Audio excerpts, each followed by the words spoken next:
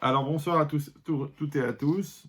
Donc on va essayer de réfléchir sur un sujet qui fait le lien entre, en fin de compte, la notion de la Géoula, la notion de la libération, et la notion de la sortie d'Égypte.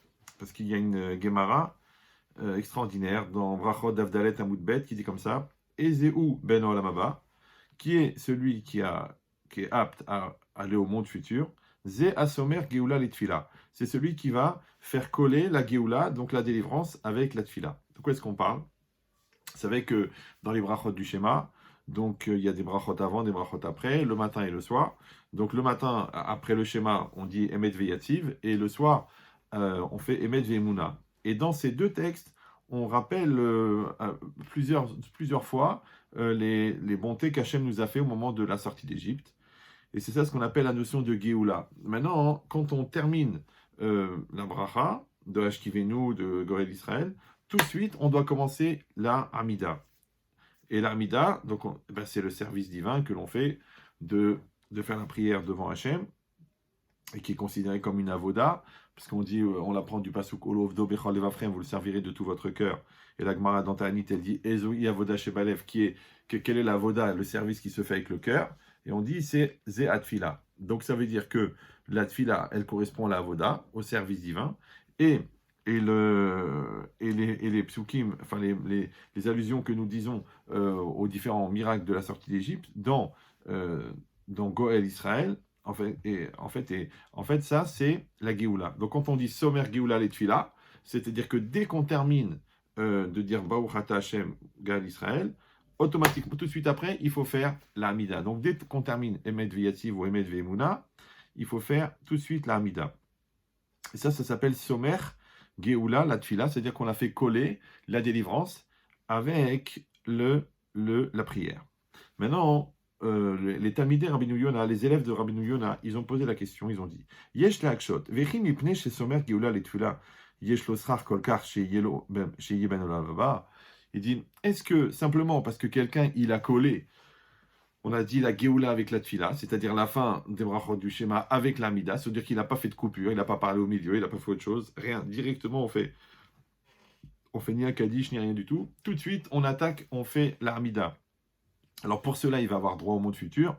Quand quelqu'un y réfléchit, en fin de compte, un homme, il passe sa vie, une femme elle passe sa vie par toutes les mitzvot qu'on va faire, par toute la Torah qu'on va étudier, pour pouvoir acquérir le monde futur.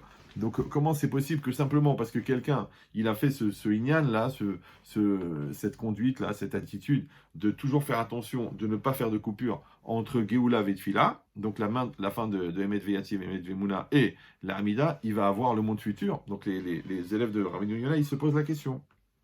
Donc en quoi est-ce qu'une chose, entre guillemets, aussi simple, elle peut suffire pour acquérir le monde futur? Et surtout que quand on réfléchit, mais que d'un autre côté, on sait que c'est écrit dans la Mishnah, Kol Israël Yeshlem Chelek L'Olam Haba. Tout Israël a part au monde futur. D'accord? Mais le Nefesh Achim, il explique, il fait remarquer que c'est pas écrit Kol Israël Yeshlem Chelek Be Olam Haba. Ouais, tout Israël à part dans le monde futur. C'est marqué Kol Israël Yeshlem Chelek Le Olam Haba. Tout Israël à part au monde futur. Quelle est la différence entre Le Olam Haba et Ba Olam Haba? En vérité, la différence, c'est que c'est pas que Ba Olam Haba, ça veut dire c'est un endroit, ouais, qu'on peut dire Be Olam Haba dans le monde futur, et que chacun il aurait un morceau de terrain qui lui reviendrait là-bas pour dire qu'il a une part dans le monde futur. Non, les Olam Haba, oui, donc ça introduit pas une notion géographique, ça introduit une notion d'aptitude. Ça veut dire que chaque Israël a un potentiel d'être lié et d'être apte à recevoir le monde futur. Ça veut dire quoi? Ça veut dire en fin de compte que quelqu'un, normalement à la fin de sa vie, il meurt. Si quelqu'un, il va continuer à exister après sa mort, et que au-delà de ça, il va aller au Gan Eden, et au-delà de ça, après le Zman Mashiach, il ira au monde futur, c'est-à-dire au monde éternel. Cette notion-là d'éternité, elle existe, d'accord? Et chaque juif a le potentiel de le recevoir. Et dit cette notion-là, elle existe, d'accord? Mais c'est une aptitude. C'est-à-dire quoi? Ça veut dire que chacun a le potentiel d'avoir cette aptitude à recevoir. Il dit donc, c'est pas qu'entre guillemets, c'est garanti que quelqu'un il va avoir le monde futur. Non, c'est que quelqu'un, il peut se donner les moyens durant sa vie. Maintenant, nous, on sait très bien que toutes ces mitzvot que l'on fait, toute cette spiritualité que l'on développe, toute cette sanctification qu'on l'accomplit la distance qu'on prend avec la matérialité, avec la lutte contre les avérotes, contre l'Yetzerara, la sanctification des mitzvot, la sanctification de l'esprit, tout ça c'est fait pour pouvoir être apte justement au monde futur. Alors il dit comment c'est possible que quelqu'un simplement, parce qu'il va être Somer Geoula Letila, il va faire juste l'Amida s'entraîner, alors il va avoir droit au monde futur. Alors il explique comme ça dans son langage le Nefesh HaChaim, il dit les Olamaba, c'est quoi les Olamaba au monde futur? Chez où Ose Ata a Olamaba Bemaase a mitzvot. C'est-à-dire qu'en fait, au moment même où il est en train d'accomplir la mitzvah dans ce monde-ci, maintenant il est encore vivant, il est dans ce monde-ci, par l'acte des mitzvot, il est en train de fabriquer son Olamaba. Adam Atzmo. Et c'est l'acte des mains de l'homme lui-même qui a mitzvah i etsem asrar. Il dit parce que la mitzvah en elle-même, elle constitue la récompense. Ve'aor ou began eden bechaye à Adam. Et la lumière, elle est dans le Gan Eden, bechaye Adam, du vivant de l'homme. Ça veut dire quoi? C'est qu'en vérité, quelqu'un, il devient apte à recevoir le monde futur dans ce monde-ci. D'accord? Il est adapté. Maintenant, l'éclairage, c'est-à-dire la projection de cela, ça se fera dans le monde futur, après la mort. Mais déjà, l'aptitude et la nature qui va s'inscrire à l'intérieur de la personne, elle est déjà dans ce monde-ci. Un petit peu comme quelqu'un, il fait une école d'ingénieur. Bon, ben, il a fait les 4 ans d'école d'ingénieur, il a bien travaillé, il était sérieux, et maintenant, il est ingénieur. Maintenant, il est ingénieur, c'est vrai. Mais la mise en application de cette aptitude d'ingénierie, elle ne se fera que après, quand il aura un emploi d'ingénieur, il va appliquer. Alors, c'est comme si on disait, il y a la lampe, d'accord? Prenez une lampe torche comme ça, vous la voyez, d'accord? Une belle lampe comme ça, solide, américaine, comme ça, et vous l'allumez. Quand vous l'allumez, il y a le faisceau de lumière qui sort. Et bien, le faisceau de lumière, c'est la projection de la lampe. Maintenant, l'aptitude de cette lumière, cette potentialité de lumière, elle est à l'intérieur de la lampe. Ben, c'est exactement pareil. Dans ce monde-ci, on fabrique la lampe, d'accord? C'est-à-dire, on fabrique la lampe, on fabrique l'ampoule, on fabrique la pile, d'accord? On fabrique le contact. Ça, on le fait dans ce monde-ci. Et ensuite, simplement, on a juste à allumer la lampe. Maintenant, si la lampe est fabriquée, ben, automatiquement, elle va faire de la lumière.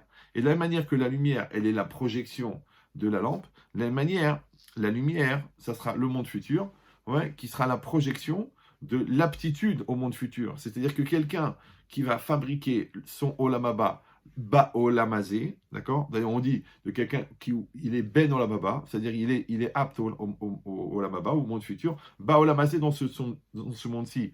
Plusieurs fois, la Gemara, elle amène des gens qui ont fait des choses extraordinaires.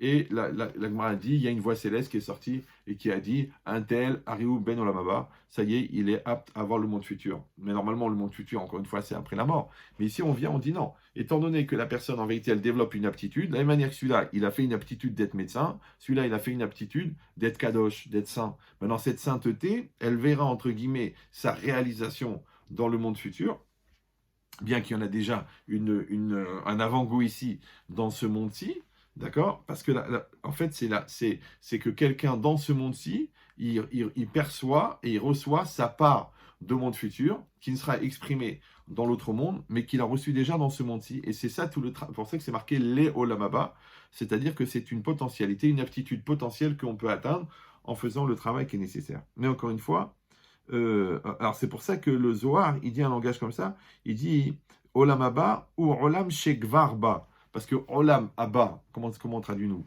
Olam Abba, le monde, Abba qui vient, c'est-à-dire que le monde à venir, d'accord? On traduit toujours dans notre tête après la mort. Mais le Zohar, il dit non, Olam Abba, c'est quoi? C'est Olam Shekvarba, qui est déjà venu. Olam Abba, qui est venu, qui est là. Ça veut dire que l'Olam Abba, il est déjà dans ce monde-ci. D'accord? Ici, encore une fois, on parle que le potentiel, la nature de Olam Haba, comme l'aptitude de l'ingénieur, et bien comme l'aptitude du tzaddik, elle s'acquiert dans ce monde-ci, et après elle se réalise dans l'autre monde. Donc ça veut dire quoi?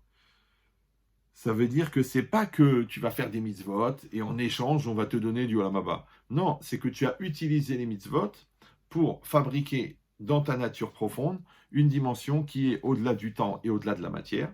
Et comme après la mort, eh ben, il n'y a plus de temps, il n'y a plus de matière, automatiquement, toi, si ta nature elle est au-delà du temps, au-delà de la matière, eh ben, tu es adapté à cette nouvelle espace, cette nouvelle dimension dans laquelle il n'y a pas de temps, il n'y a pas de matière, parce que tu es toi-même dématérialisé par la sanctification et détemporalisé par le fait que tu n'es pas lié autant. Voilà, c'est ça le principe. Maintenant, si c'est ça, hein, comment est-ce que tout ça, ça pourrait être acquis par le fait que quelqu'un, hein, simplement, encore une fois, il a collé Somer, Géoula, les Tfilah. Alors, et en plus que ça a l'air d'être que c'est le meilleur chemin, parce que c'est marqué Ezeu ben Olamaba, qui est celui qui est apte à l'Olamaba, qui c'est qui est adapté au Olamaba, c'est celui qui fait cela. Sous-entendu on aurait pu dire, bah, celui qui fait cela, il va au Olamaba. Non, il y a écrit qui c'est, ça veut dire sous-entendu que c'est la meilleure manière d'y arriver. Alors pour essayer de comprendre ça, donc ça c'était la question des élèves de Rabbi Yona. Il répond Rabbi Yona. La raison pour laquelle il acquiert une tellement grande récompense, il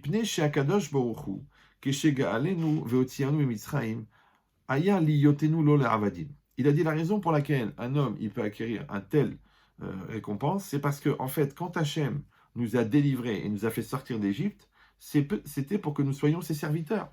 Oui, pour qu'on devienne serviteurs d'Hachem. C'est pour ça que chez Nehemar, comme c'est marqué, qui Avadai aime, car ce sont mes serviteurs, Asher Otseti Otam Meretz Misraim, que j'ai fait sortir d'Égypte. Ça veut dire qu'en fait, quand est-ce que les bénis Israël sont devenus des serviteurs d'Hachem?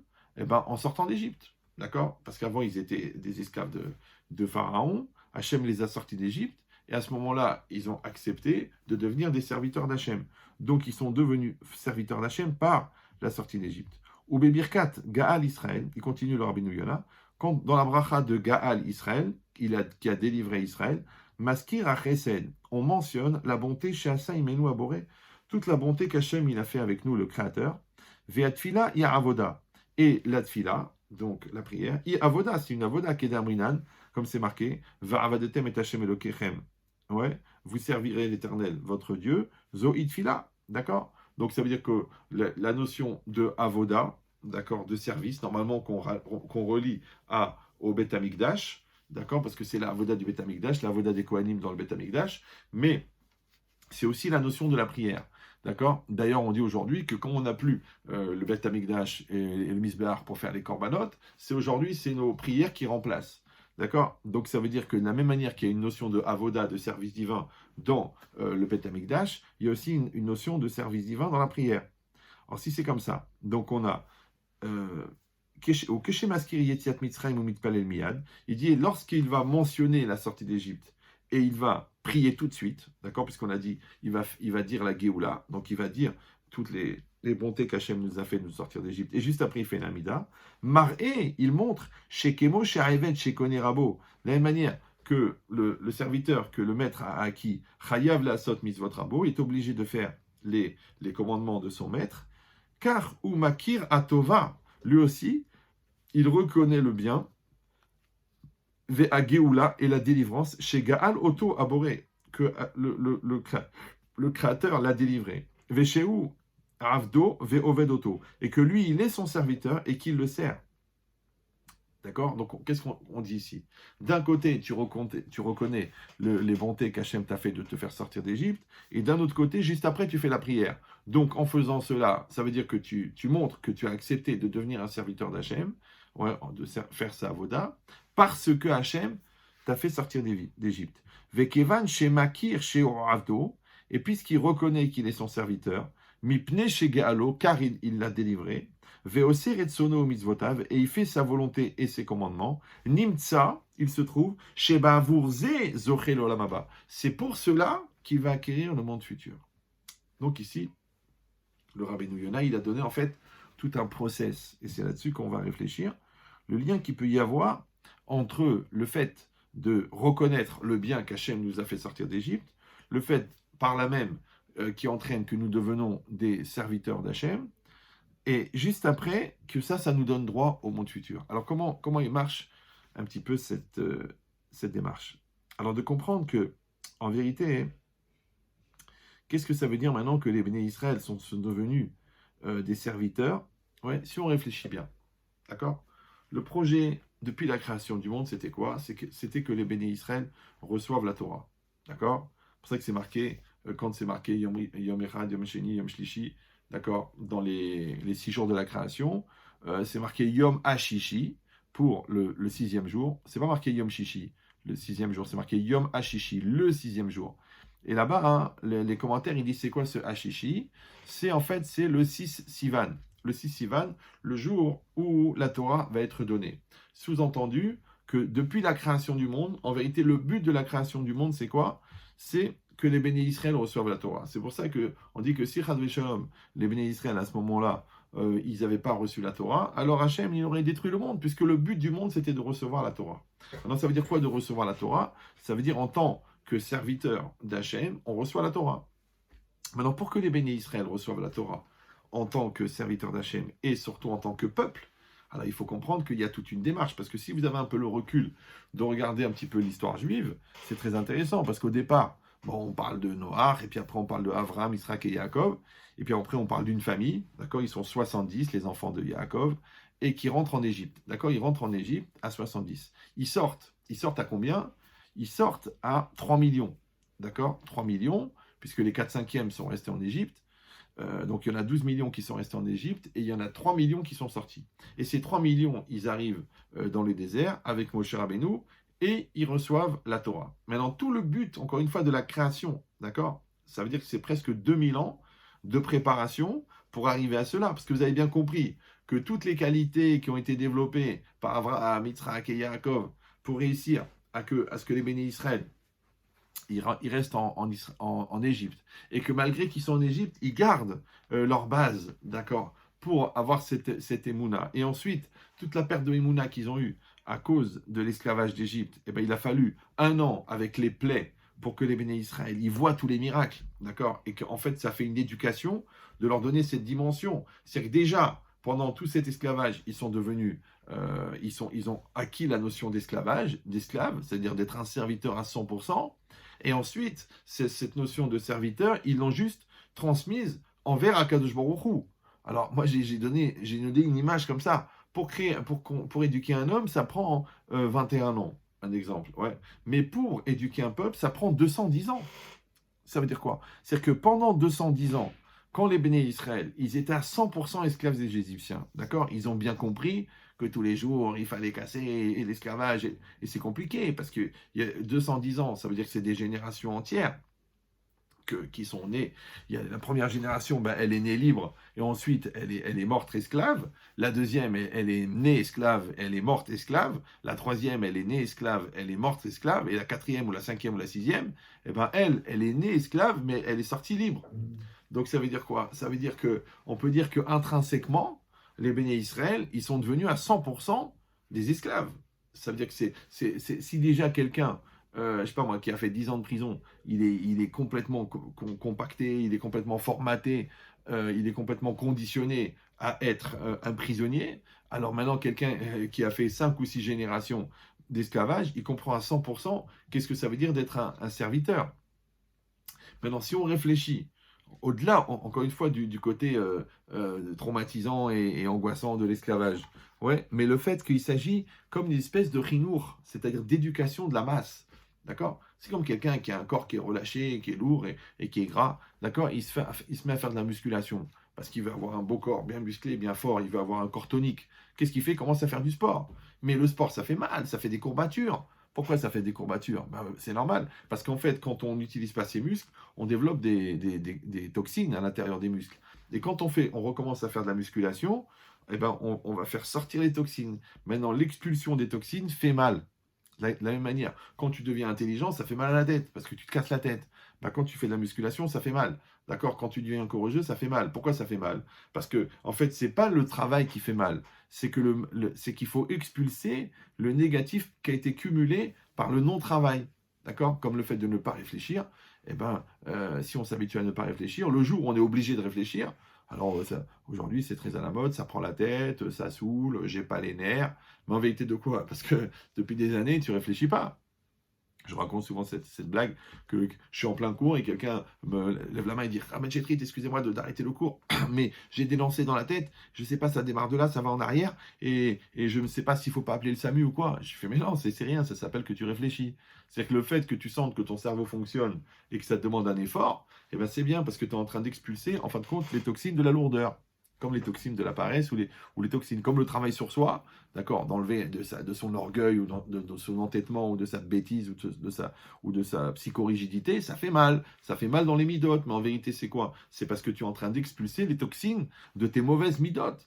C'est ce qui se passe. Maintenant, imaginez maintenant qu'il ne s'agit pas de rendre musclé un homme, mais de rendre musclé tout un peuple. C'est-à-dire que tout un peuple, il faut qu'à un moment, il accepte la notion de devenir serviteur d'Hachem. Mais la seule manière de réussir à être 100% serviteur d'Hachem, c'est d'abord que toi, tu as été serviteur à 100%, mais d'un homme. Donc quand les bénis Israël, pendant des générations, ils ont compris qu'est-ce que c'est la royauté, qu'est-ce que c'est l'esclavage, ils ont compris qu'est-ce que c'est d'être soumis à 100%. Donc le jour où ils ont basculé pour devenir des serviteurs d'Hachem, ils savaient ce que ça veut dire être serviteur à 100%, puisqu'ils étaient déjà serviteurs à 100%. D'accord? Maintenant, cette notion-là, ça veut dire que globalement, c'est comme une espèce de chinour, comme une éducation, d'accord? C'est comme un enfant, tu vois qu'un homme, il est rigoureux dans sa tête, il est clair dans sa tête, il est fort dans sa tête, mais parce qu'il est passé par un apprentissage. C'est-à-dire que les maths, la physique, la discipline, les obligations, les devoirs moraux, les obligations spirituelles, les obligations des mitzvot, en fait, qu'est-ce que ça a forgé sa personnalité pour qu'il ait cette droiture. Donc c'est comme si l'enfance, ça ressemble à l'esclavage, et l'adulte, ça ressemble à la sortie d'Égypte. C'est-à-dire que maintenant, je vais comprendre qu'en fin de compte, tous ces critères, ces contraintes-là que j'ai considérées comme des contraintes, le jour où je comprends qu'en fin de compte, c'est ça qui a forgé, entre guillemets, ma personnalité, je vois qu'en fin de compte, la limite, au fond, c'est une libération. C'est l'inverse de ce qu'on croit. On croit que la limite, c'est frustrant. Mais la limite, c'est frustrant pour les gens qui aiment le vide et qui aiment le non-sens et l'insensé. Mais les gens qui aiment le sens, eh ben, la limite, ça les libère. C'était d'ailleurs mon sujet de philo au baccalauréat. Comment l'école qui est pleine de limites peut être l'apprentissage à la liberté. Alors, je suis bien tombé là sur ça. Donc en vérité, c'est ça l'idée. L'idée, c'est de dire qu'en fin de compte, la limite, quand tu l'utilises, elle te libère, mais quand tu la subis, elle t'étouffe.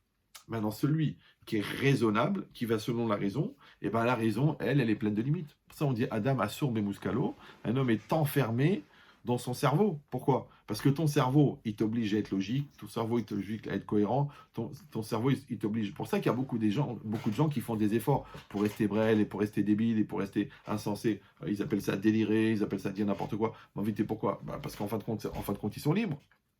C'est vrai, ça fait partie des lois constitutionnelles, le droit d'être brêle, mais quelqu'un qui ne veut pas être brêle, ça veut dire quoi? Ça veut dire qu'il va apprendre la logique, qu'il va apprendre la force de caractère, qu'il va apprendre l'implication, qu'il va apprendre les droits, qu'il va apprendre les devoirs, qu'il va apprendre la responsabilité, qu'il va apprendre la maturité. Ben, quelque part, il est enfermé. Mais cet enfermement, nous, on appelle ça la liberté, ça s'appelle la maturité. Alors que le contraire, celui qui n'est pas enfermé dans cette liberté-là, mais il est enfermé dans quoi? Il est enfermé dans son Yetzirah, dans ses pulsions, dans ses nerfs, dans la Touma, dans le regard de l'autre, dans ses appétits, dans ses pulsions. Donc en vérité, il est esclave aussi. C'est pour ça toujours que quand on parle de Yetziat Mitzrayim, d'accord, la sortie d'Égypte, on a dit déjà plusieurs fois cette notion-là, mais il faut la faire mûrir et réfléchir dessus, que Mitzrayim en hébreu, ça veut dire l'Égypte, d'accord? Et que nous, on fait beaucoup de mitzvot en souvenir de la sortie d'Égypte. Mais le mot Mitzrayim, qui veut dire Égypte, il s'écrit avec les mêmes lettres que le mot Metzarim. Et Metzarim, ça veut dire les limites de quelqu'un. Donc Yetziat Metzarim, ça veut dire sortir de ses limites. Maintenant, quand on dit que Hachem nous a fait sortir d'Égypte pour recevoir la Torah, en vérité, c'est que il faut avoir un certain niveau de liberté pour recevoir la Torah, mais en même temps, cette Torah, c'est elle qui va m'aider à sortir de mes limites. Ça veut dire que le meilleur apprentissage, en vérité, à la liberté, c'est pour ça qu'on dit Aroskim Batorah Elu en Benechorim. Bah oui, parce que quand la Torah, elle t'oblige à ne pas haïr l'autre, elle t'oblige à ne pas voler, elle t'oblige à ne pas tricher, elle t'oblige à assumer tes responsabilités, à faire attention de ne pas engendrer des dommages, à faire tes obligations envers tes employés, à être à 100% avec ton conjoint et à faire ce qu'il faut envers tes enfants et à respecter la société dans laquelle tu vis. En fin de compte, la Torah, eh ben, en même temps, elle te crée des limites, mais en fin de compte, elle te libère. Bah oui, parce que quand on t'a interdit de haïr, en vérité, on t'a enlevé 90% des nerfs et des névroses et des angoisses et des mal-être. Quand la Torah t'a interdit d'être rancunier, quand la Torah t'a interdit d'être la vengeance, quand la Torah elle t'a interdit la jalousie, tu te rends compte de combien de maladies mentales elle t'a soigné. C'est énorme, c'est extraordinaire. D'accord? Simplement en te l'interdisant. Maintenant, quand toi, tu acceptes la chose, eh ben, ça veut dire que tu vas donner les moyens de l'appliquer. Automatiquement, il va falloir que tu te débarrasses de toutes les mauvaises qualités qui entraînent que tu es jaloux, que tu es psychorigide, que tu es méchant, que tu es rancunier, que tu es offensant, que tu fais honte. Tout ça, tu vas le détruire. Or, c'est ces qualités-là qu'il faut détruire pour avoir droit à la Torah. Donc la Torah en même temps, pour y avoir droit, il faut développer les 48 qualités qui sont nécessaires, mais en même temps, la Torah elle-même, elle te libère de tous ces côtés négatifs, de tous ces côtés qui sont liés au côté à la dimension bestiale et bassement humaine de l'homme. Donc là, quand la Torah elle t'oblige à t'élever, en vérité, elle te sort de tes limites.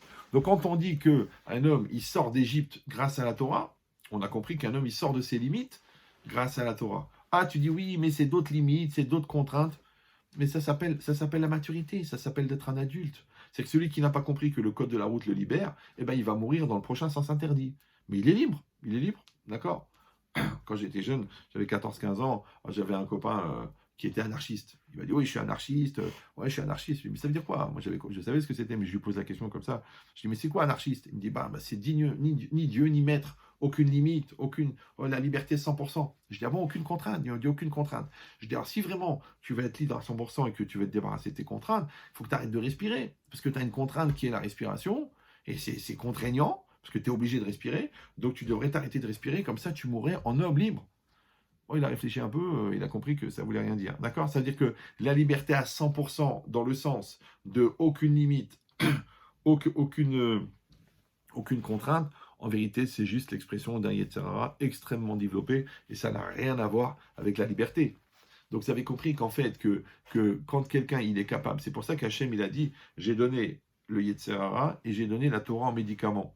La Gemara dans Kiddushin, ouais, pourquoi? Parce que le meilleur médicament contre le Yetzirah, c'est la Torah. Donc, ça veut dire que quand quelqu'un, en fin de compte, n'accepte pas le médicament, il garde la maladie. Donc, si la maladie c'est Yetzirah et que le médicament c'est la Torah, donc quelqu'un en vérité, en refusant la Torah, il reste malade du Yetzirah. C'est pour ça d'ailleurs que les gens qui sont bien dans la Vera et bien dans la Touma et bien en dehors de la religion, ils ne peuvent pas supporter la religion, ils ne peuvent pas supporter les religieux. Bah oui, parce que si le religieux il a raison, donc lui il s'est planté. Et ça c'est insupportable. Et comme c'est très difficile de se remettre en cause, donc les gens ils préfèrent. Donc ça veut dire que vous avez en résumé, bon j'ai fait un petit écart, mais c'est pas grave, peut vous faire gagner un peu une vingtaine d'années. En fin de compte, en résumé, il n'y a que deux solutions. Ou tu vas être un serviteur de Dieu, ou tu vas être un serviteur du Yetzirah. Voilà, c'est ça la liberté. D'accord? Donc, ou tu vas être serviteur de tes pulsions, serviteur de la Touma, serviteur de ta bêtise, serviteur de ton entêtement, ou tu vas être serviteur d'Hachem. Ah, tu vas dire oui, mais alors de toute façon, esclave pour esclave, c'est la même chose. Non, non, non, non. Parce que la seule différence, c'est que les contraintes du Yetzirah t'enferment, alors que les contraintes de la Torah te libèrent. Parce qu'il t'oblige à devenir un homme libre, un homme mature, un homme responsable, un homme sadique, un homme cohérent. Donc, en fin de compte, les limites de la Torah, elles te libèrent, alors que les limites de Yetzirah t'enferment. Dans cette logique-là, quand on dit maintenant que Hachem, maintenant, il a proposé au Béné Israël de devenir serviteur d'Hachem, Ovdé Hachem, serviteur d'Hachem, Eved Hachem, donc ça veut dire qu'en vérité, il leur a proposé la liberté. Mais encore une fois, pour que 3 millions de personnes ils acceptent ça, ça n'est possible que si eux-mêmes, ils ont intégré déjà la notion de serviteur. Ça veut dire qu'ils savent ce que c'est être serviteur. Mais quelqu'un qui n'a pas la notion de serviteur, qui n'a pas la notion de servitude, qui n'a pas la notion de roi, qui n'a pas la notion d'autorité. Regardez un enfant qui n'a jamais accepté l'autorité. Eh ben en classe, il ne se tient pas. Après au travail, il refuse que quelqu'un lui donne des ordres. Après à l'école, dans son business, il refuse après dans la rue, il refuse la loi. Après il envoie balader le juge. Et après il finit en prison. Mais en fin de compte, qu'est-ce qu'il a fait? Sa seule erreur, c'est qu'il a refusé l'autorité. Donc quand un enfant, on lui donne l'apprentissage de l'autorité, on le libère, en fin de compte, de toutes les bêtises qu'il pourrait faire par le refus de l'autorité. Et ben c'est exactement pareil. Quand on réfléchit que Hachem, pendant 210 ans, il a inscrit dans la nature du peuple juif la notion de serviteur. Donc c'était facile pour eux de devenir serviteurs d'Hachem à 100%, puisqu'ils étaient déjà serviteurs d'Hachem, des serviteurs des Égyptiens à 100%. De la même manière, quelqu'un qui était serviteur de son Yetzer Hara à 100%, ouais, comme un rachat, et ben le jour où il fait une teshuva, il comprend combien dans chaque détail son Yetzer Hara, il est rentré dans sa tête, il est rentré dans ses nerfs, il est rentré dans son argent, il est rentré dans son business, il est rentré dans sa lourdeur, il est rentré dans sa méchanceté. Il voit comment il était esclave du Yetzer Hara, il fait teshuva. Donc il devient un niveau de serviteur de Dieu très très élevé, puisqu'il lui, il sait reconnaître, ouais, et c'est connu que c'est plus facile de s'éloigner de ce qu'on connaît que de se rapprocher de ce qu'on ne connaît pas. Maintenant, moi, est-ce que je sais, moi, ce que c'est les Shem Shamaïm, qu'est-ce que c'est Baba Saleh, qu'est-ce que c'est Rabbi Shimon Bar Yochai, je ne sais pas. Ouais, par contre, je connais mon Yetzer Hara. Donc, quand je veux aller au sud, c'est plus facile de s'éloigner du nord que d'aller vers le sud. Ouais, quand je veux aller vers le haut, j'ai qu'à m'éloigner du bas, et automatiquement, je vais aller vers le haut. Donc, c'est plus facile de s'éloigner de ce qu'on connaît que de se rapprocher de ce qu'on ne connaît pas. Ça s'appelle Sourmera. Quand tu t'écartes du mal, vers Asetov et tu fais le bien. Donc, de la même manière, pour ça que la Gemara dit, Bimkom Sheba Ale Tshuva Amdim, En Tzadikim Gmurim Yecholim Lahamod. C'est-à-dire qu'au ciel là-bas, les Tzadikim, là où ils vont se tenir dans la proximité d'Hachem, mais ça sera moins que là où vont se tenir les Baal et Tshuva. Pourquoi encore? Parce que, encore une fois, le Baal et Tshuva, quelqu'un qui a connu la proximité avec la faute, qui a vu la gravité de la faute et qui a fait Teshuva, donc il va arriver à un niveau de conscience beaucoup plus élevé et donc il va beaucoup plus se soumettre à Dieu. Alors que lui, il était esclave du Yetzer Hara, maintenant il devient serviteur de Dieu à 100%. Regardez Rabbi Yochanan, qui était un très très très grand sadique, le grand de sa génération, avec qui il étudiait la Torah, avec Resh Lakish. Et Resh Lakish, Rabbi Shimon ben Lakish, c'est un homme qui était un bandit, c'est un bandit, mais il a fait une teshuva extraordinaire, il a étudié la Torah, il est devenu un très très très grand Talmid Chacham pour étudier avec Rabbi Yochanan, qui était sa chavruta. Et d'ailleurs, quand Resh Lakish est mort, Rabbi Yochanan, il s'est tellement désespéré de ne pas trouver une chavruta, un compagnon d'études équivalent, que presque il en est mort. Donc ça veut dire quoi?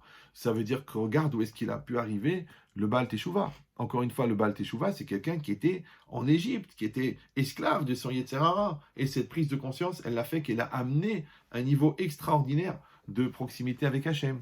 De la même manière, les bénis Israël, pour qu'ils réussissent en tant que peuple, bah oui, parce que si vous comprenez bien ça, ça veut dire que si en fait les bénis Israël, imaginez-vous, en Égypte, ils avaient été esclaves à mi-temps. D'accord? Genre le matin, ils étaient esclaves, les coups de fouet et tout ça, et l'après-midi, ben, ils avaient leurs magasins, leurs occupations, leurs salles de sport. Donc le jour où Hachem il vient, il leur dit, bon, bah écoutez, maintenant vous êtes sortis d'Égypte, vous allez devenir mes serviteurs. Ils auraient dit, ah, excuse-nous Hachem, et nous, Mechila, on est occupés l'après-midi. Le matin, ok, on est libre, mais l'après-midi, c'est difficile pour nous, parce qu'on a notre magasin et tout. Alors que là, quand ils étaient 100% esclaves, d'accord? Ouais, ben quand on leur dit maintenant, vous allez devenir serviteur d'Hachem, ils disent, mais ok, on a compris. Pourquoi? Mais parce que c'est toi qui nous as sauvé la vie. C'est toi qui nous as sortis d'Égypte, c'est toi qui nous as sortis. C'est comme, je raconte toujours ce magnifique témoignage que j'avais vu ils font 70 ans après la libération des camps de la mort, ils font rencontrer un rescapé avec le soldat américain qui est le premier qui l'a sorti, qui est venu dans le camp pour libérer le camp et qui l'a sorti du camp. Donc imaginez ce juif-là, d'accord, rescapé des camps, d'accord, 70 ans après, donc il a peut-être 90 ans, avec ce vieil américain-là, qui arrivent, d'accord, ils les font se rencontrer. Maintenant, l'Américain, le soldat américain, donc lui, c'est un vétéran de l'armée américaine qui est arrivé là-bas, disons, à Mauthausen ou à Auschwitz, et qui a sorti ce juif-là et 70 ans après, le juif, il a encore la reconnaissance, d'accord? Et j'étais très touché parce que les deux, ils pleuraient. Et puis le juif, il lui montre, il dit, voilà, les enfants que j'ai eus après la Shoah, j'étais en Israël, je me suis marié, et voilà, j'ai eu 3 enfants, et voilà mes petits-enfants. Et il dit à l'Américain, il lui dit, regarde, tous ces gens-là, c'est tes enfants à toi, c'est ta famille à toi, parce que moi, en réalité, je devais mourir dans le camp. Toi, quand tu es parti d'Amérique pour faire l'effort de me sauver, en me sauvant la vie, tu as fait que j'ai pu vivre, j'ai pu survivre, et j'ai pu me marier, j'ai pu avoir des enfants, et donc il a une reconnaissance envers cet Américain, d'accord? De lui dire, en fin de compte, ma vie, elle t'appartient. Tout ce que j'ai fait, ça t'appartient. D'accord? Alors, à Mavdil, c'est un peu le même principe. Quand Akadosh Baruch Hu, il a sorti les béné Israël d'Égypte, les béné Israël, ils étaient tellement touchés, ils ont tellement vu la bonté d'Hachem de les sortir de 210 ans d'esclavage et de les libérer, et de voir la perte de leurs ennemis, et de voir les idoles d'Égypte qui sont massacrées, et de voir la richesse d'Égypte qui leur revient. Ils avaient une reconnaissance envers Hachem extraordinaire. Il dit de Even Ezra, c'est à ce moment-là que les béné Israël, ils se sont tournés vers Hachem. Ils lui ont dit, Hachem, tu nous as fait ça, tu nous as fait tous ces miracles, tu nous as fait tout ce bien. Comment on peut faire pour te rendre le bien que tu nous as fait? Et alors Hachem, là, à ce moment-là, il leur a demandé, il leur a dit, voilà, si vous voulez me rendre le bien, donc on a bien compris que Hachem n'est pas venu leur imposer de devenir esclaves, ouais, mais c'est qu'il les a libérés d'Égypte. Et quand il les a libérés d'Égypte, les béné Israël se sont sentis qu'ils appartenaient à leur libérateur. Donc ils ont dit à Hachem, écoute, nous, tu nous as sauvé la vie, d'accord? Alors maintenant, on voudrait te rendre le bien que tu nous as fait. Il dit le Even Ezra, quand Hachem, quand les béné Israël se sont adressés à Hachem, ils ont dit, voilà, on voudrait te rendre le bien que tu nous as fait. Ils ont demandé à Hachem, qu'est-ce qu'on peut faire pour te rendre le bien que tu nous as fait de nous sortir d'Égypte? Qu'est-ce qu'il a fait Hachem? Il leur a dit, si vous voulez, si vous voulez me rendre le bien que vous m'avez fait, accomplissez les mitzvot. Accomplissez, prenez sur vous la Torah et les 613 mitzvot. Et à ce moment-là, les béné Israël ont accepté. Donc, attention, de devenir serviteur d'Hachem par reconnaissance. Il faut bien comprendre ça, c'est très très important. D'accord? Ça va vous faire gagner à peu près 35 ans de vie et 2 dépressions. C'est-à-dire qu'ils ont pris sur eux de devenir des serviteurs d'Hachem par reconnaissance pour Hachem. Pas à cause de la pression, pas à cause du matraquage, pas à cause du bourrage de crâne, pas à cause d'un développement intellectuel poussé, simplement par reconnaissance parce qu'Hachem les a sortis d'Égypte. D'accord? Ça veut dire aussi qu'à un niveau individuel, un niveau personnel, il faut réfléchir que quand toi, tu veux faire tes chouvas, quand tu veux faire ton retour vers Hachem, quand tu veux à nouveau être un juif religieux et qui remplit toutes ses obligations en tant que juif, ouais, il ne faut pas que tu le fasses parce qu'il y a un enfant qui est malade, ou parce que toi-même tu sors d'une grave maladie, ou parce qu'on t'a mis une pression énorme, ou parce qu'on t'a fait un chantage émotionnel, ou parce qu'on t'a obligé, ou parce que tes parents ils t'ont obligé. Non, tu dois le faire par reconnaissance. Tu dois le faire par reconnaissance. Parce que tu vas réfléchir un peu dans ta tête, ouais, puisque tu as un cerveau. Ouais, tu vas voir toutes les bontés qu'Hachem il t'a fait. Il t'a fait naître, il t'a mis en bonne santé, il t'a fait naître dans une famille, tu aurais pu être orphelin. Bon, il t'a fait naître avec un corps entier et en bonne santé. Tout ça, il faut le reconnaître. Toutes les millions de bontés, que tes yeux ils fonctionnent, que tes bras ils marchent, que tes jambes elles fonctionnent, que tu as un estomac qui marche normalement, ouais, tout ça c'est de la bonté. Après que tu sois dans une famille plutôt que d'être jeté dans la rue, c'est une bonté. Que tu naisses dans une famille équilibrée alors que tu aurais pu naître dans une famille de cinglés, c'est une bonté. Que tu naisses dans un pays en paix où tu peux vivre ta vie, que tu as une parnassa, que tu peux te marier, que tu peux avoir tout ça, c'est que des bontés du bon Dieu. Donc un jour, si Dieu veut, ouais, tu vas devenir intelligent, tu vas demander, bon, dis-moi, mais quand est-ce qu'il faut payer tout ça? Qu'est-ce qu'on peut faire pour remercier pour tout ça, ouais, pour remercier Hachem de tout ça? Tu vas réfléchir et tu vas dire, la seule manière de remercier Dieu, parce que tu ne peux pas lui donner de l'argent, tu ne peux pas lui offrir un bateau, une maison, ouais, la seule manière, la meilleure manière de le faire, c'est, en fin de compte, d'accomplir sa volonté. C'est de faire ce qu'Hachem a demandé. D'accord? Un petit peu comme des parents qui ne sont pas très très riches et qui éduquent leurs enfants. Et ils se sacrifient pour lui et l'enfant il fait des grandes études. Et maintenant il vient voir ses parents, il dit papa, maman, voilà maintenant grâce à Dieu que je gagne 1 million d'euros par mois, je voudrais vous rembourser tout ce que vous avez payé pour moi, tout ce que vous avez dépensé pour moi durant toutes ces années. Ouais, les parents ils disent mais tu peux pas nous rembourser. C'est quoi rembourser? Tu veux rembourser les frais? Mais comment tu vas rembourser les efforts? Comment tu vas rembourser les prières? Comment tu vas rembourser le sacrifice? Ta mère, elle a fait des ménages pendant 15 ans pour que tu finisses médecine. D'accord? Comment tu vas rembourser? Alors il dit, mais alors comment je vais faire pour vous rendre? Parce que moi, je me sens que je suis redevable. Il dit, la seule manière de rendre, c'est si tu te conduis selon l'éducation qu'on t'a donnée. C'est-à-dire, si tu es religieux, tu es sérieux, tu as la crainte de Dieu, tu as l'amour de Dieu, tu respectes ton conjoint, tu éduques tes enfants comme il faut, tu es quelqu'un de sérieux, tu fais Kiddush Hashem dans le monde, tu es un homme honnête, tu es comme il faut, mais on est largement remboursé. Qu'est-ce qu'on va faire de tes cadeaux? Qu'est-ce que tu vas faire? Tu vas m'offrir une belle montre à 100 000 euros et tu vas tromper ta femme. Ouais. Tu vas m'acheter une villa sur la côte et tu vas faire des embrouilles et des magouilles. Ouais, et du Chilul Hashem. J'ai pas besoin. Non. Si toi, tu vas dans le chemin bien dans lequel on t'a éduqué, ça y est, on est remboursé. De la même manière, nous aussi, si on se sent redevable envers Hachem, et normalement ça ne devrait pas être difficile, parce que tu prends une feuille et tu marques toutes les bontés qu'Hachem t'a fait, automatiquement ça va créer chez nous un sentiment de reconnaissance, et cette reconnaissance, elle va nous faire créer comme un sentiment de dette, et pour payer la dette, on va se demander comment on peut payer cette dette. Ouais, on va faire les mitzvot. Donc pas parce qu'on est malade, pas parce qu'il y a une pression, pas parce qu'il y a un stress, pas parce qu'il y a un virus qui se balade, non, simplement parce qu'on voit toutes les bontés qu'Hachem nous fait. Et toutes les bontés qu'Hachem nous a fait. Donc maintenant, qu'est-ce que ça veut dire? Ça veut dire que quand Hachem, il est venu, et il a dit au béné Israël, quand les béné Israël ont dit à Hachem, au contraire, comment on peut faire pour te rembourser le fait de nous avoir sortis d'Égypte, et que les béné Israël, encore une fois, ils avaient cette attente, parce qu'ils se sentaient redevables, d'accord? Et ils ont dit, eh ben, qu'est-ce qu'on peut faire? Hachem, il a dit, faites les mitzvot, d'accord? Et les béné Israël, à ce moment-là, ils ont accepté de devenir serviteurs d'Hachem par reconnaissance, d'accord? Maintenant, ici, c'est un très très grand chidouche. Pourquoi?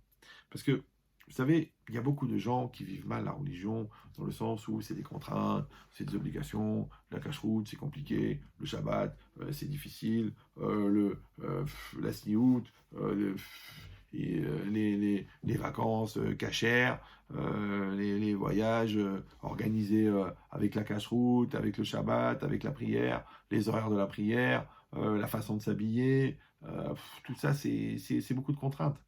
Mais en vérité, si on réfléchit bien, ces contraintes-là, ces obligations, d'accord? En vérité, elles sont des obligations seulement pourquoi? Parce que la personne les vit mal. Mais pourquoi elle les vit mal? D'accord? C'est comme si quelqu'un il a une grave maladie. D'accord? Le médecin il dit vous allez mourir. Oh, il dit, ah bon, vous allez mourir? Oui, vous allez mourir. Oui, parce que vous avez cette maladie. Mais on a un médicament. C'est un médicament. Mais seulement ce médicament, si vous ne voulez pas mourir, il faudra le prendre tous les jours. Alors le gars, il va dire, quoi? Tous les jours? Oh là là, plutôt mourir. Ouais. Non, qu'est-ce qu'il fait? Il prend le médicament. Déjà, il est reconnaissant qu'il y a un médecin. Déjà, il est reconnaissant qu'il y a un traitement. Et déjà, il est reconnaissant de pouvoir prendre ce traitement. Donc, ça veut dire quoi? Ça veut dire que le fait de comprendre le bien fondé du traitement enlève complètement la dimension contraignante de la contrainte. Voilà. C'est pour ça que, j'ai dit déjà plusieurs fois cet enseignement, mais il faut s'en imprégner. C'est qu'en fin de compte, quand quelqu'un il dit, vous savez, quand quelqu'un vous a fait du bien, d'accord? Un vrai service, un vrai quelqu'un qui vous a vraiment fait du bien, d'accord? Qui vous a sauvé un enfant en faisant une opération, ou qui vous a apporté l'argent que vous aviez besoin pour vous aider à payer un mariage, ou qui vous a trouvé un bon chidour pour vous ou pour vos enfants, ben, vous vous sentez redevable, d'accord? Quand vous voyez tout le bien que vos parents vous ont fait, quand vous voyez les 6 enfants que votre femme vous a donnés, quand vous voyez que tous les efforts que votre mari fait pour que vous ayez une vie d'un standing bon, ben ça, tout ça, qu'est-ce que ça crée? Ça crée un sentiment de reconnaissance, d'accord? Et à ce moment-là, il y a un réflexe qui est que je vais dire à la personne un langage en français, d'accord?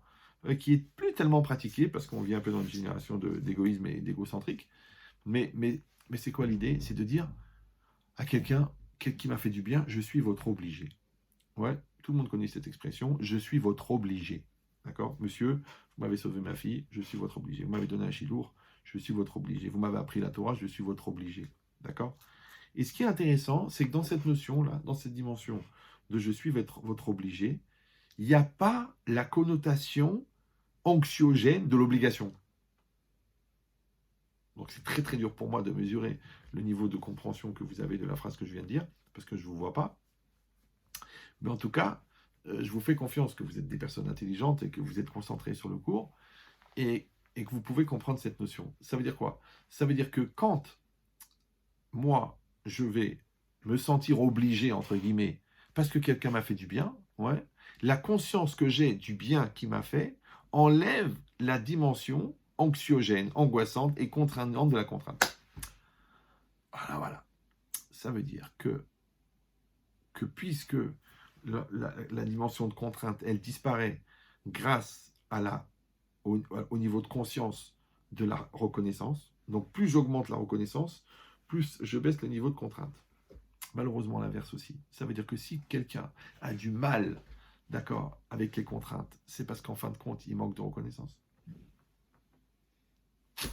Bah oui, si ma femme elle me dit, je t'en prie, j'ai laissé les cours dans la voiture, et moi ça me saoule, d'accord, j'ai qu'à penser aux 6 accouchements, d'accord, aux souffrances, aux vergetures, aux difficultés de l'allaitement, aux difficultés de l'éducation, au fait que ma femme elle supporte les gosses toute la journée, et d'un seul coup je vais trouver les sacs légers, les 4 étages à pied, parce que l'ascenseur il est en panne, je vais les trouver, non seulement je vais les trouver faciles à porter les sacs, mais je vais même remercier Hachem que l'ascenseur il marche pas, parce qu'en fin de compte, on m'a donné l'opportunité d'essayer de rendre le bien que j'ai reçu.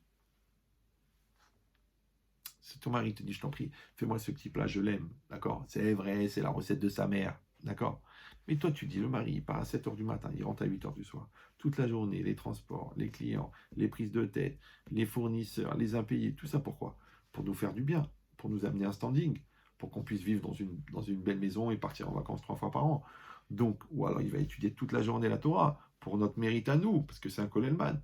Donc, quand il va me demander de faire le plat, ça va pas me saouler, ça va pas me faire une contrainte. Pourquoi? Parce qu'encore une fois, quand je vois tout le bien que je reçois, la dimension contraignante, elle disparaît.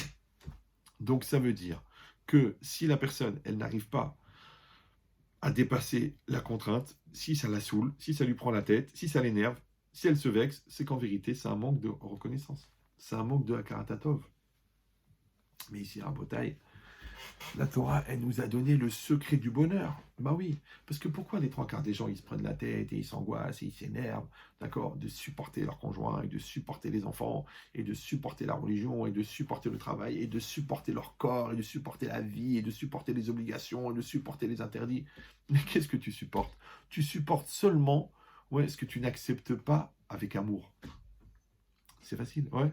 Tout ce que toi tu vis dans la contrainte, ça vient du fait qu'il n'y a pas la reconnaissance. Donc si quelqu'un il va reconnaître tout le bien que son corps lui fait, mais il va trouver normal de s'occuper de son corps. Donc si ton corps il te dit écoute, ça suffit le sucre, ça me rend malade, ça suffit l'alcool, ça suffit la charcuterie ou les choses mauvaises, eh ben, tu dis à ton corps écoute, merci de m'avoir porté jusque-là, donc je vais faire attention à toi. Et si le corps il te dit j'ai besoin de faire du sport, fais du sport. Maintenant de la même manière, si Hachem il te dit écoute, mets les tefilines, mange cachère, mets le tzitzit, mets le talit katan, qu'est-ce que ça peut te faire? Cache-le en dessous le pantalon. Ouais. Et fais les brachot comme il faut. Et fais l'amida en t'investissant. Si Hachem il te demande, toi tu vas dire, mais quand même, c'est beaucoup d'obligations, c'est beaucoup de contraintes, puis j'ai pas l'habitude, j'ai pas grandi dans ce milieu-là. Mais en vérité, c'est quoi? C'est juste qu'on te donne l'opportunité d'essayer de rendre un petit peu ce que tu as reçu. Un petit peu, parce que combien de proportions tu vas rendre par rapport à tout ce que tu as reçu. Ouais. Comme la dette qu'on doit à nos parents, comment est-ce qu'on croit que parce qu'on les a invités pour Pessah, on a remboursé la dette de ces 25 ans qu'ils ils sont occupés de nous pour nous amener jusqu'à la Choupa, mariés, ingénieurs au Talmud Chacham. Comment tu vas rembourser cette dette? C'est une dette qui ne peut pas se rembourser. D'accord? Et le fait qu'elle ne se rembourse pas, ça te rend toujours redevable. Et le fait d'être redevable, ça va faire que tu vas continuer à te rendre compte de tout le bien qu'ils t'ont fait. De la même manière, quand moi je développe je prends la conscience de tout le bien que Hachem m'a fait, que Hachem me fait et qu'Hachem me fera, je me mets dans une situation de reconnaissance tellement forte qu'il n'y a plus aucune contrainte. Mais tu te rends compte toutes ces prises de tête, tous ces blocages de dos, tous ces stress et toutes ces psychorigidités qui viennent de la contrainte, qui en fait juste la lutte que tu as, toi, avec ton Yetzirara. Parce que ton Yetzirara, il te dit laisse tomber les mitzvot, et toi, tu es timide, alors tu n'oses pas lui dire va chez ta mère. Donc tu l'écoutes, et ça te coûte. Donc tu as le rabbin qui te parle, tu as ta conscience qui te parle, tu as tes parents qui te parlent, tu as tes conjoints qui te parlent, et de l'autre côté, tu as Yetzirara qui dit allez, envoie tout balader, ne te prends pas la tête. Et c'est vrai que c'est plus facile d'envoyer balader que d'assumer. Mais après, quand tu te retrouves en situation de demander des excuses, d'essayer de sauver ton couple, ou alors de récupérer tes enfants, ou alors de demander à Hachem qui t'envoie la santé, mais il y a Brel réfléchit. Tout cet a posteriori, là, tout ce bédiéved, il vient parce que tu n'as pas fait à l'époque ce qu'il fallait faire. Maintenant, pourquoi tu ne l'as pas fait? Parce que c'était contraignant. Mais pourquoi c'était contraignant? Parce que tu n'as pas vu le bien fondé qui était dedans. Et le fait de voir le bien fondé, c'est ce qui aurait fait que tu aurais eu la reconnaissance. Et la reconnaissance, elle aurait fait que tu l'aurais fait avec facilité. Et si tu l'avais fait avec facilité, tu l'aurais fait avec amour. Donc ça aurait été facile. Bon, je devrais m'arrêter là normalement. Comme ça, vous avez l'occasion de réfléchir. Bon, j'ai dit que je ferai un cours aussi de 40 minutes. Donc, pour les gens qui veulent s'arrêter là, ils ont déjà quelque chose. Mais moi, je vais quand même un petit peu continuer le cours. Alors, si c'est ça, donc on arrive maintenant à une notion extraordinaire. Ça veut dire que la notion de Eved Hashem, d'être un serviteur d'Hachem, qu'on pourrait croire que ça veut dire que tu es religieux, tu es rabbin, tu es investi, tu es à 100%. En vérité, c'est une notion logique, c'est une notion simple. Que ça s'appelle Ol-Ovdo Bechol Evafrem, pour le servir de tout votre cœur. D'accord? Mais dans cette dimension-là, de servir Hachem de tout son cœur, encore une fois, elle ne doit pas venir du stress, elle ne doit pas venir de la peur, elle ne doit pas venir de l'angoisse, elle doit venir de l'amour. Or, l'amour, il vient de la Hakarat Hatov, il vient de la reconnaissance. C'est-à-dire que quand tu vas parce que à Ava, on a expliqué déjà que à Ava, c'est l'amour, c'est la même valeur numérique que Echad. Echad, c'est un. Donc, comment tu vas faire un? Parce que tu vas voir le bien. Quand tu vois le bien de l'autre, tu veux te rapprocher de l'autre. Quand tu vois le bien que l'autre t'a fait, tu te rapproches de lui. Quand tu vois le bien que l'autre te fera, eh ben, tu es encore en demande de recevoir. Donc, tu vas te rapprocher. Donc, de la même manière, quand les bénis Israël ont pris conscience, d'accord, de tout le bien qu'il leur a fait, ouais, et ben c'est exactement pareil. Quand nous sommes en train de faire la prière, d'accord, on peut faire par l'habitude, comme on a fait, ouais, on lit comme ça le texte. Mais si on prenait le temps de lire le texte, de comprendre le texte, et aussi de se mettre dans une atmosphère, de se mettre dans un esprit, de dire, mais là, je suis en train de reconnaître toutes les bontés qu'Hachem nous a fait. Et de la même manière que je reconnais les miracles qu'Hachem il a fait à l'époque pour nous sortir d'Égypte, moi aussi je reconnais mes miracles que Hachem il m'a sorti d'Égypte, que tu étais un gamin, après tu es devenu un jeune homme, après tu as fait tes études, après tu as atteint ton métier, ou tu as atteint ton niveau de l'indépendance dans l'étude de la Torah, ou tu es devenu un Kolelman, ou tu es devenu un ingénieur, tu es devenu un médecin, et puis après tu as fait rencontrer une femme, et grâce à Dieu vous avez eu des enfants, après tu as pu acheter la maison, et acheter ta voiture, et être indépendant, et pouvoir aider d'autres personnes. Mais tout ça, quand tu fais le petit bilan de tous les biens qu'Hachem t'a fait, ouais, et à chaque fois, encore une fois, tu développes cette reconnaissance, donc après, ça devient un réflexe naturel de dire, allez, qu'est-ce que je peux faire? Qu'est-ce qu'il m'a dit le bon Dieu? Lève-toi le matin, fais la prière. Ben, j'y vais. Mets les téphilines. Je mets les téphilines, c'est quoi le problème? D'accord? Fais le schéma. Vas-y, prends sur toi d'être un serviteur d'Hachem. Schéma Israël, il n'y a pas de problème. La Hamida, il n'y a pas de problème. C'est toute la Avoda, tout le service divin, il va être en fin de compte la conséquence du fait que j'ai accepté de devenir un serviteur. Et quand je le fais, pourquoi? Parce que j'ai eu la karatatov, d'accord? C'est ça l'idée, qu'on fait, on est somer geoula latfila. Ça veut dire quoi? Ça veut dire qu'on prend cette conscience-là, d'accord? Et ensuite, on rentre dans la avoda. Ensuite, on rentre dans la hamida. De la même manière, ouais, moi, je rentre à la maison, je me dis, ma femme, elle m'a fait du bien, elle m'a porté, elle m'a supporté, elle m'a encouragé, elle m'a accepté, d'accord? Et je rentre à la maison, mais je vais être un bon mari, d'accord? Moi, je me conditionne à recevoir mon mari, eh ben, je vais être une femme gentille, c'est normal. Quand j'ai juste à réfléchir à tous les efforts que mon mari a fait, d'accord? Quand je réfléchis à ce que j'attends de mes enfants, qu'ils soient des gens bien, qu'ils soient des gens, ben, je vais avoir la patience, parce que je vais avoir la reconnaissance de tout le bien, parce que c'est vrai que les enfants, ils doivent être reconnaissants pour le bien que leurs parents leur font, mais nous aussi, entre guillemets, il ne faut pas leur dire aux enfants, mais nous aussi, on grandit grâce à nos enfants, on devient des adultes grâce à eux. Ça veut dire que toute la théorie, bon, on l'a appris à l'école, on l'a appris à la yeshiva, mais la pratique, tu vas la faire dans l'éducation, parce que l'enfant t'oblige à être adulte, à être un adulte.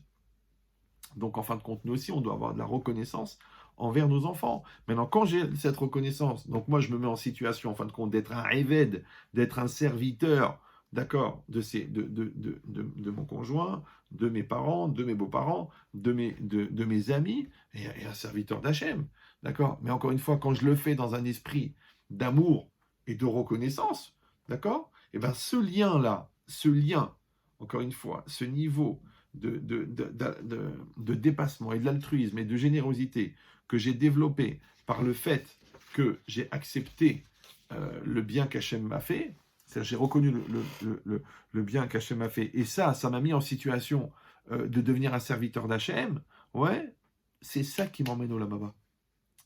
Ben oui, parce qu'en fin de compte, en fait, c'est les mots du Rabbeinu Yonah.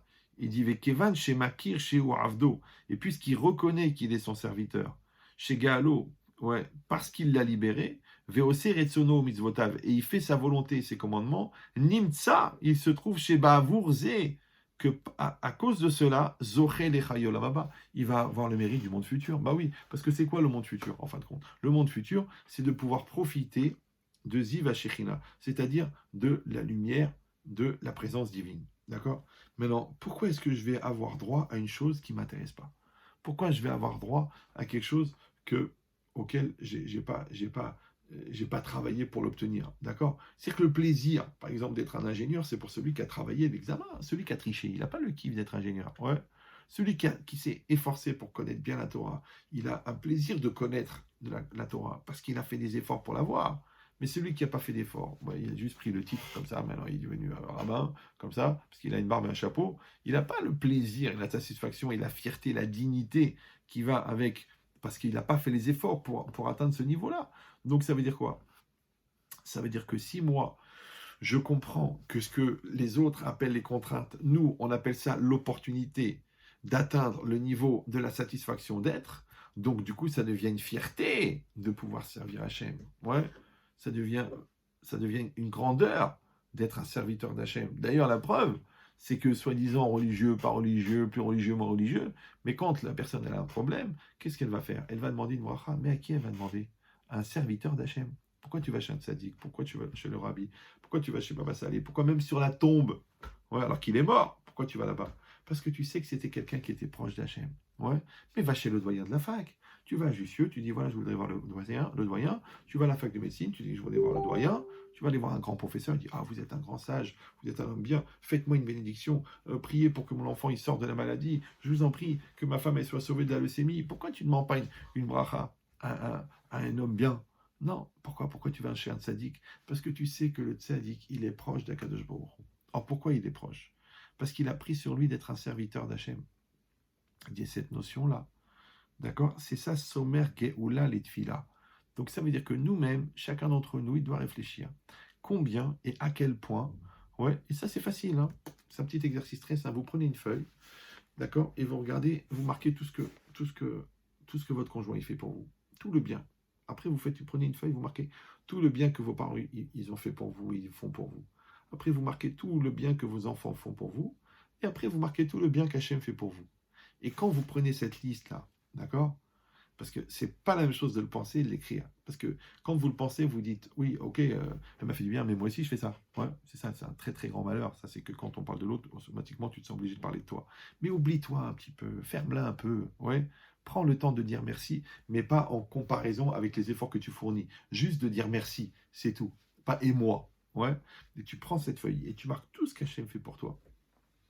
Si tu te sens pas redevable de quelque chose envers Hachem, c'est pas grave, mais peut-être qu'il faudrait réfléchir à ta judéité.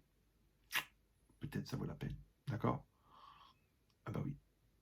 Par contre, le contraire, si toi, tu fais vraiment ce bilan-là et que tu sens monter en toi une voûte, d'accord, un enthousiasme, un bien-être et une opportunité de dire mais qu'est-ce que je peux faire? Qu'est-ce que je peux faire pour faire du bien à Akadosh Baruch Hu, pour tout le bien qu'il m'a fait? Ça va devenir normal pour toi de devenir un serviteur d'Hachem. Or, cette ambition-là de lui faire plaisir, ouais, cette ambition d'être bien avec Hachem, cette ambition d'aimer Akadosh Baruch Hu, mais c'est exactement la sensation de voir le visage de son père reconnaissant, de voir le visage de sa femme ou de son mari reconnaissant. Et ce visage-là tourné vers nous dans la reconnaissance, c'est ça le but.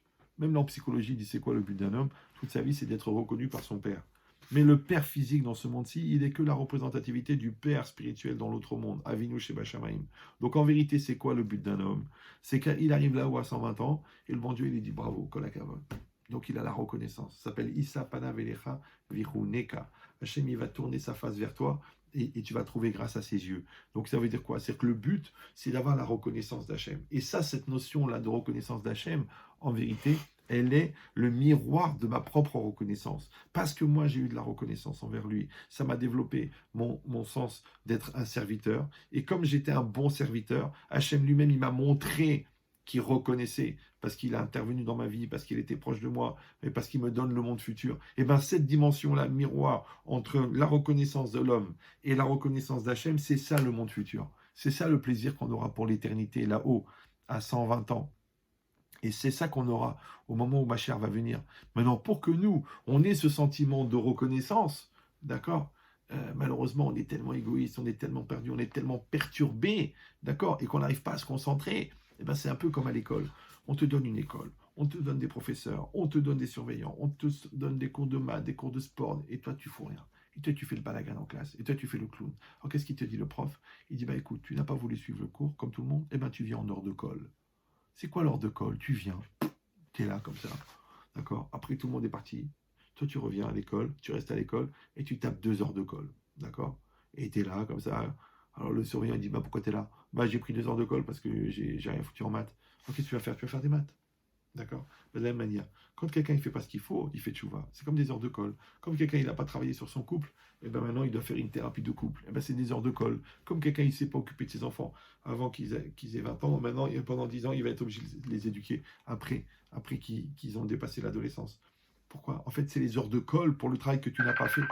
Et ben de la même manière, c'est comme si Akadosh Baruch Hu, aujourd'hui, il nous a mis en colle. Il nous a mis en heures de colle. Ouais. Attends, je ne sais même pas ce qui sonne.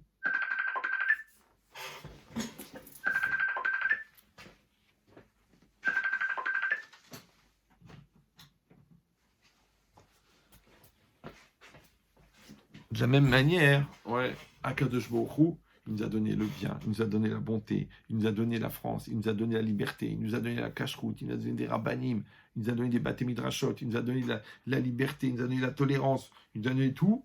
Et nous, qu'est-ce qu'on a fait? On a fait n'importe quoi. Alors le bon Dieu il a dit, bon, écoutez, ouais, comme je vois que vous avez du mal à vous concentrer et de faire vos devoirs, eh ben, je vais vous mettre en heure de colle. Et là, il n'y a plus rien à faire. Voilà, tout le monde à la maison. Alors, tu as deux solutions. Ou tu regardes des bêtises toute la journée sur Internet, et tu t'angoisses, et tu te rajoutes des rammas, et 10 jours, et 15 jours, il paraît que ça va durer au 15 avril, et au 3 mai, au 19 mai, au 19... Qu'est-ce que tu veux faire maintenant? Ouais. Non, tu vas faire le contraire. Même les gens, vous savez, il y avait un mouvement de résistance chassidique dans les ghettos. Vous savez que dans les ghettos, c'était interdit de faire les mitzvot. Et c'était interdit de se réunir pour faire des minyanim. Alors, qu'est-ce qu'ils faisaient les chassidim?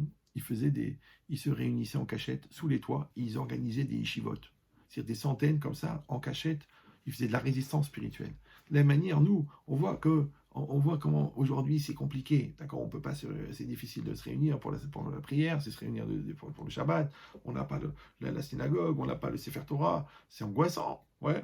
Maintenant, pour aller au mikvé, ça devient une complication. On doit le faire, on le fait. Organiser une Brit Mila. Encore ce matin, j'étais à une Brit Mila. C'est très compliqué. D'accord, il y avait juste le Moël, le père et la maman et le bébé qui étaient chez eux. Et nous, on était dehors dans le jardin, et séparés à 2 mètres l'un de l'autre, pour pouvoir assister à la Brit Mila, pour qu'il y ait Minyan, et pour pouvoir faire ensuite, un Berkat Amazon et faire une Seouda. Donc ça veut dire quoi? Ça veut dire que c'est compliqué de faire les mitzvot. Mais quand on avait la possibilité, quand il y avait toutes ces brites milotes et qu'on était en train de parler des bêtises et en train de rigoler de n'importe quoi, on n'était même pas concentré sur le mérite de pouvoir faire une séouda de brit mila. Quand on avait le minyan, ouais, la synagogue, et qu'on était là en train de parler pendant la chazera, pendant la mida, pendant le kaddish, qu'on était en train de parler pendant le sefer Torah, ben, il n'y a plus de sefer Torah. Voilà. Qu'est-ce que tu vas faire maintenant? Ah, tu dis oui, mais je voudrais de la spiritualité. Ben, tu te débrouilles à la maison. Tu lis le Chumash, ouais, tu fais la prière avec la Kavana, tu prends ton temps, peut-être tu apprends la traduction de la Hamida, tu apprends la traduction du schéma, tu parles avec tes enfants, tu parles avec ta femme, tu parles avec Hachem, bah parce que maintenant tu as l'occasion de le faire. Donc venez qu'on réfléchisse, que peut-être que le bon Dieu, il nous a mis des heures de colle, et nous qu'est-ce qu'on peut faire? Au lieu d'attendre que ça se termine, ouais, parce que rappelez-vous que l'intérêt d'une épreuve, c'est que c'est pas la solution, c'est le problème. Les gens, quand ils ont un problème, qu'est-ce qu'ils veulent? Ils veulent une solution. Mais la solution ne fait pas grandir. C'est le problème qui fait grandir. Donc, si peut-être qu'on peut profiter du problème, d'accord, de ce confinement, de cette menace, de cette angoisse, pour travailler, pour faire le bilan de tout ce que le bon Dieu nous a donné. Et de la même manière qu'on se rend compte de la valeur de la santé que quand on la perd, et qu'on se rend compte de la valeur de la vie que quand on assiste à un enterrement, et qu'on se rend compte de l'importance et du bien de notre conjoint que Chazvé Shalom des fois à la veille du divorce. D'accord. Et ben de la même manière, on peut prendre le temps maintenant de réfléchir. Combien est-ce qu'on a une belle vie? Combien on a une vie extraordinaire? Combien le bon Dieu nous a tout donné? Ouais. Et à ce moment-là, c'est plus facile. Mais quand on sait que tous les restaurants cachers qui sont sur Paris, qu'il y a encore des gens qui arrivent à manger taref, ouais, des centaines de traiteurs qu'on a de tous les niveaux, il y a des gens qui faisaient des bar mitzvot avec des traiteurs non cachers, ouais, avec des orchestres de malades mentaux pour faire des soirées de tordus.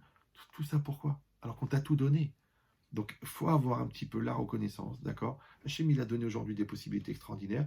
Et maintenant, c'est à nous de mesurer la valeur de ce message. Si on le fait avec amour, avec bienveillance, d'accord? C'est comme ça. Comme quelqu'un il s'est pris la tête avec sa femme, et il va voir quelqu'un, il dit j'en ai marre, je veux la jeter, je veux divorcer. Le mec il dit attends, tu veux divorcer qui? Cette femme-là, qui supporte ton caractère pourri, qui te fait manger tous les jours, qui est disponible avec toi, qui est dans l'intimité, qui accepte tes désirs, tu veux la jeter? T'as bien réfléchi? Alors, le gars il dit ouais, t'as raison, c'est une femme extraordinaire, où je vais trouver une femme pareille. De la même manière, Tu fais la même chose avec ton mari, tu fais la même chose avec tes enfants, tu fais la même chose avec la vie, tu fais la même chose avec le pays dans lequel tu vis. Et à ce moment-là, tu vas développer cette reconnaissance et tu verras que la vie, elle sera beaucoup plus facile. Donc on a compris pourquoi est-ce que celui qui va être Somer Geoula Latfila, qui va coller la reconnaissance des bienfaits de la sortie d'Égypte avec tout de suite avec le service divin, c'est pour ça qu'il peut avoir droit au monde futur. Merci à vous tous d'avoir écouté ce cours. Je rappelle que le cours est dédié pour tous les malades d'Israël. Qu'Hachem l'envoie de fois chez les mains et que tout le reste de la communauté et tout le monde entier soit sauvé de cette maguefa, de cette maladie tellement grave. Et on demande en particulier une réfoua chez les mains pour Nissim ben Messaouda, pour Yoel Nahum ben Vitla, pour Gershon ben Vitla, pour le Rav Yichia ben Aïcha Teboul, le Dayan de Lyon. On a très très besoin des compétences des gens, des grands amis comme ça, et de tous les malades d'Israël, et que Bezrat Hashem aussi, et à Mavdil, que ce cours soit dédié aussi pour l'élévation de l'âme des personnes qu'on a perdues malheureusement à travers cette maladie, dans cette période qui est très très difficile, et en particulier pour M. Harry Biton de Casablanca. J'ai une pensée pour lui et pour toute sa famille, que je vous l'accueille et qu'il soit un protecteur pour toute sa famille. Je vous embrasse tous et à bientôt. On se revoit mardi soir si Dieu veut pour le prochain cours.